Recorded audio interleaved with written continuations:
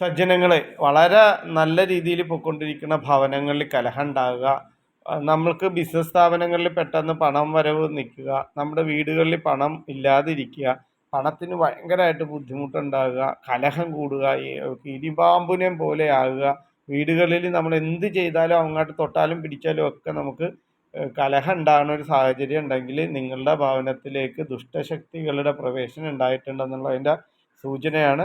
ഇത് കാണുമ്പോൾ തന്നെ നിങ്ങൾ ചെയ്യേണ്ടത് മഹാലക്ഷ്മിക്ക് ഏറ്റവും പ്രിയപ്പെട്ട ഒരു ചെറുനാരങ്ങ എടുത്തുകൊണ്ട് വരിക. എന്നിട്ട് ശിവൻ്റെയോ പാർവതിയുടെയോ ഫോട്ടോയുടെ മുമ്പിൽ ശിവലിംഗത്തിൻ്റെ പുറത്തോ വെച്ചിട്ട് നന്നായിട്ട് പ്രാർത്ഥിക്കുക. വീടിനൊരു 3 പ്രാവശ്യം ഇതുമായിട്ട് വലം വയ്ക്കുക.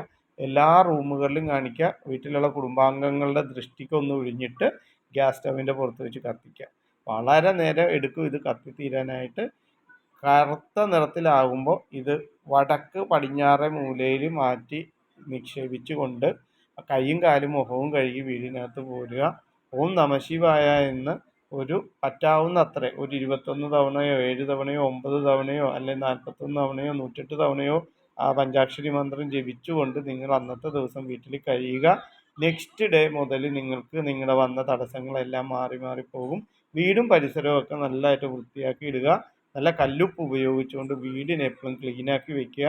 മനസ്സിൽ എന്നും പഞ്ചാക്ഷരി മന്ത്രം ഉരുവിട്ടുകൊണ്ടിരുന്നാൽ നിങ്ങളുടെ ആ പ്രശ്നങ്ങൾ പൂർണ്ണമായിട്ടും പരിഹരിക്കും.